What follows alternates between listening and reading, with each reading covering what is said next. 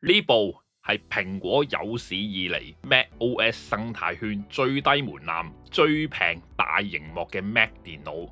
MacBook Neo， 售價只係港幣4799，交易價更加只係需要3999。今日開始發售，據講係需求非常之旺盛，交貨時間暫時已經去到3月底。今次蘋果特登出粉紅、黃、灰藍、銀呢一啲搶眼嘅顏色，同 MacBook Air 一樣機身輕巧，得1.23千克，仲要連機面 logo 質感、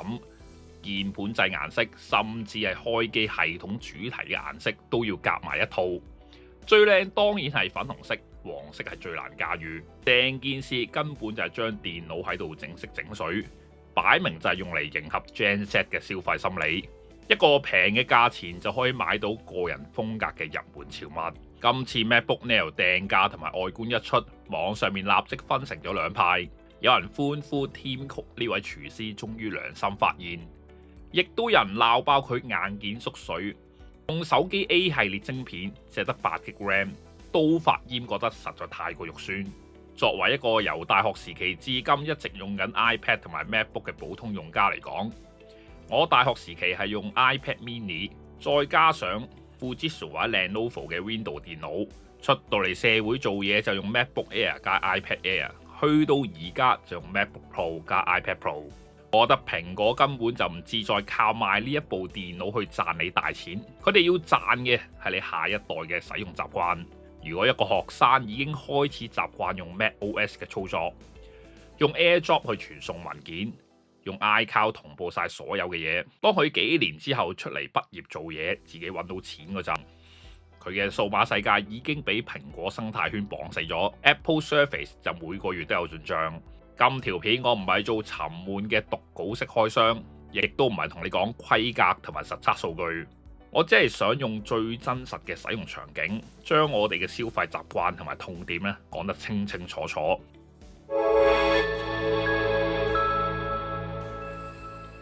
大家好，我係嘉利。當你諗住鬧蘋果又舊物重用喺度出垃圾嘅時候，你一定要搞清楚呢部機嘅目標客群同埋蘋果嘅玩法。點解 MacBook Neo 會咁樣設計？就係因為佢要盡可能將個成本去降到最低，呢個就係佢最大嘅賣點。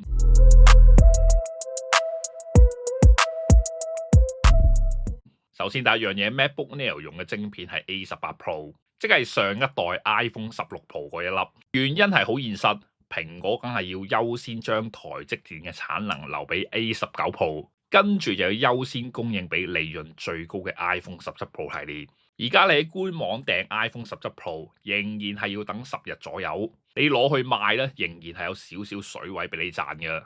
咁所以蘋果根本就唔容許一部平價嘅電腦去搶 iPhone 嘅供應鏈。仲有一點係比較少人提及，雖然大家都叫 A18 Pro。但係蘋果喺 MacBook Neo 用嗰粒係5核心嘅 CPU， 而 iPhone 16 Pro 係滿血版6核心嘅 CPU， 即係蘋果喺上年生產 iPhone 16 Pro 嗰陣，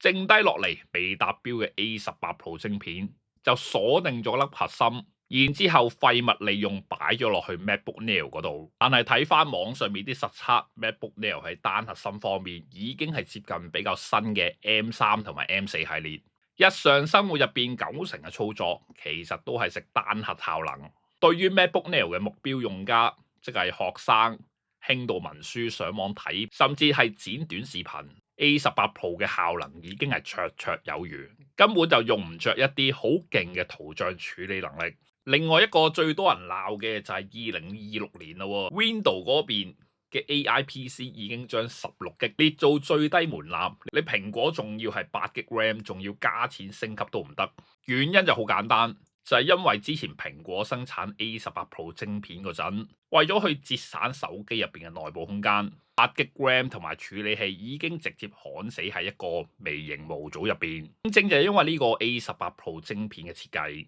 舊物重用嘅蘋果就直接導致 MacBook Neo 喺記憶體上面就鎖死咗係8GB。理論上蘋果係可以加錢提供12GB選項，但係就要開新嘅生產線。咁樣就違背咗呢部機重用現成零件去壓低售價嘅初衷。另外，如果你去問蘋果產品設計啲高層，佢哋一定會答你，因為就唔需要。蘋果內部經過多番測試之後，8G 係已經夠用。當你開咗幾十個網頁，再開個 PDF 去做功課，你估部 MacBook 真係同時間處理緊10幾樣嘢咩？咁唔係嘅，macOS 係會將你8G 嘅記憶體資源集中火力去谷晒你而家做緊嘅嗰個視窗，背後冇用緊嘅嘢咧就會自動幫你暫時休眠。呢個就係蘋果系統嘅優勢，你就咁單純去 Apple to Apple 比較啲硬件係冇意思嘅。最後一點俾人鬧得最勁嘅就係點解去到512G 先至有 Touch ID？呢個擺明就係一個 upselling 嘅策略。4799基本版冇 Touch ID。你想要指紋解鎖就要加錢去到512G 版本，就可以同時擁有雙倍容量，再加埋個指紋解鎖。心理上你可能就會覺得加少少錢抵好多。至於冇 Touch ID 嗰啲版本，其實好大程度就為咗美國學校去大批採購而設，即係喺個課室入邊擺啲電腦俾啲學生一齊去用，單人綁定嘅指紋解鎖就根本用唔着。當然，Tim Cook呢個廚師嘅刀法，梗係會令到 MacBook Neo 有幾個明顯嘅痛點啦。咁第一就係冇背光鍵盤，2026年就連好平嘅 Windows 機已經都有嘅時候 ，Apple 就係冇嘅。第二就係呢部機只係得2個 USB-C 插口，一個係 USB 3速度，另外一個只係古老嘅 USB 2.0產物，成件事真係好 Apple。第三就係觸控板嘅降級，不過好多人都會用藍牙滑鼠解決。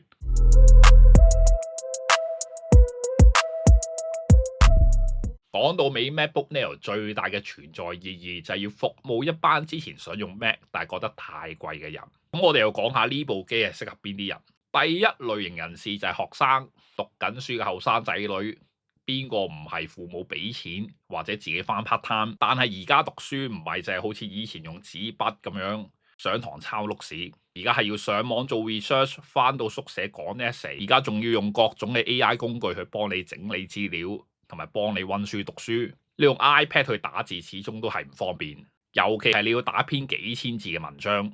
可以用 macOS 系統嘅軟件。再加埋實體嘅 keyboard 咧，真係好用好多。而呢班學生嘅消費生命週期咧，其實係好長。只要將佢哋拉入咗 macOS 嘅生態圈，呢部機用翻3至4年左右，之後班學生畢業投入職場，跟住隨住工作需求增加同埋經濟能力提升，佢哋對於電腦效能要求高咗，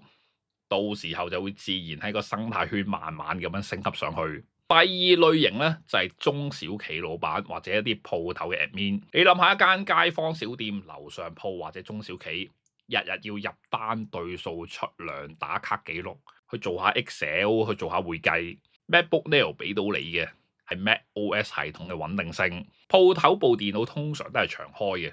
咁你最需要嘅就係佢穩穩定定咁樣去 run。第三類型人士咧就係保險經紀或者一啲跑數嘅 sales。做保險、做地產、做任何要周圍走嘅 sales， 喺 cafe 啊，喺個客嘅公司或者屋企，喺任何地方都要做職場嘅 present。而 MacBook Neo 嘅電池續航能力16個鐘，夠晒佢哋出去見客，坐低打開埋部電腦，傾掂數之後就可以即刻入資料開單。第四類型人士咧就係屋企會有部看門口嘅萬用文書機，好多屋企人平時90%時間都喺度碌 iPhone、碌 iPad， 但係梗係有啲時候你會發現手上面嘅手機同埋平板咧係冇咁好用嘅，例如係要搶演唱會飛、book 平價機票、上網買嘢要輸入資料，又喺屋企想舒舒服服咁樣去覆下公司 email。最後一點你可能諗唔到嘅就係經常要飛嚟飛去嗰啲 content creator 或者 KOL。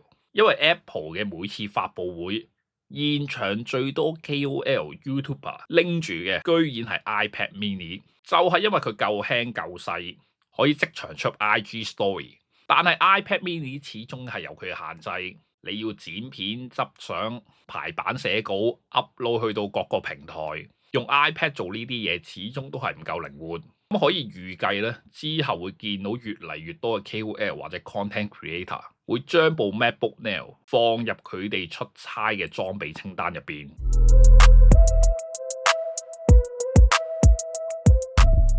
今次蘋果亦都出咗全新一代嘅 iPad Air M4，咁好多人就問呢兩部機價錢都差唔多，究竟買邊一部呢？咁我嘅睇法就覺得呢個根本就係一個偽命題，因為如果你睇翻 iPad 生產線嘅真實市場數據，iPad 喺各系列嘅產品線就呈現咗一個好明顯嘅啞鈴式結構。iPad Pro 就係佔大約38至到45%，係銷量冠軍，而入門版嘅 iPad 就佔24至到35%，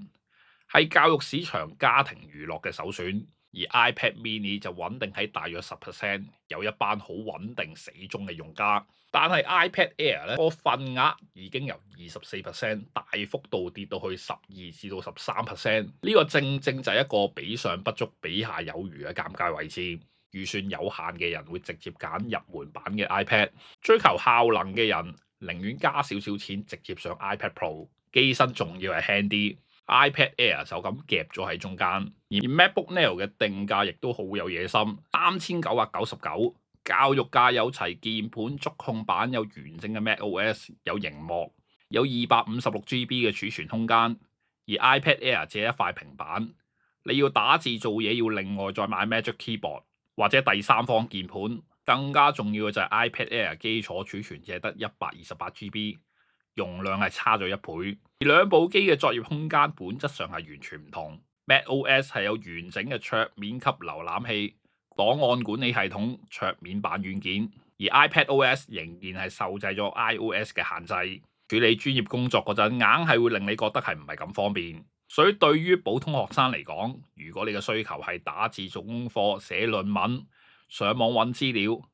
MacBook Neo 應該係壓倒性嘅實用選擇。iPad Air 嘅真正價值就在於觸控螢幕同埋 Apple Pencil。如果你係藝術設計系學生或者重度使用筆記嘅用家， iPad 就肯定係你嘅心水。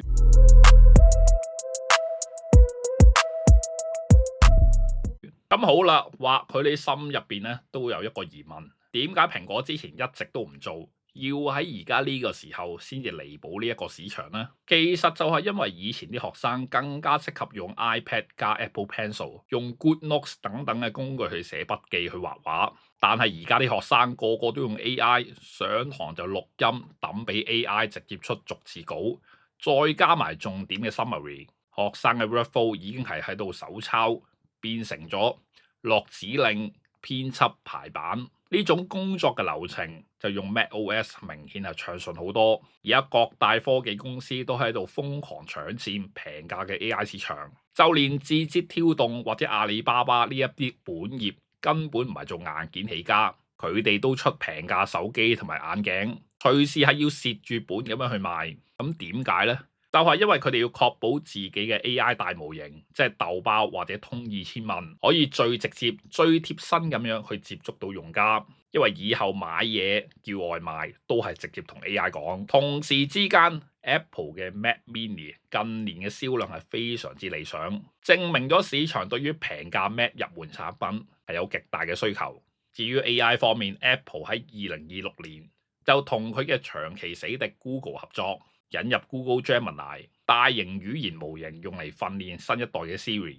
咁點解 Apple 要外包 AI 呢？就係因為 Apple 嘅本質長期都要保護用戶私隱做核心，反而就導致佢缺乏足夠嘅數據去訓練自己嘅模型。而內部評估發現，蘋果自己研發嘅模型喺處理複雜問題推理嘅時候，失敗率居然係高達33%。面對好可能喺 AI 競賽入邊落後俾微軟同埋三星嘅巨大風險，蘋果就選擇咗喺商業上嘅極度務實，所以成幅圖畫就好清楚。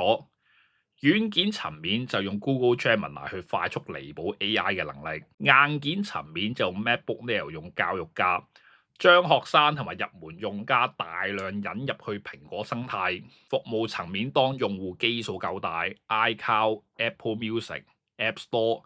嘅訂閱收入就會持續增長，三條線互相配合就形成一個閉環。2026年嘅蘋果已經唔係以前單靠一部 iPhone 去改變世界嘅創新公司，佢擁有越嚟越多成熟型公司嘅特徵，佢會好耐心等待技術成熟，然之後再利用自己龐大用戶基數同埋無與倫比嘅生態綁定力，先至再推出相關嘅消費產品，少咗啲浪漫，但係多咗啲穩陣，就好似摺疊手機一樣。呢個就係 Tim Cook 領導下嘅蘋果。了解呢啲，你先至真正能夠做一個清醒嘅消費者，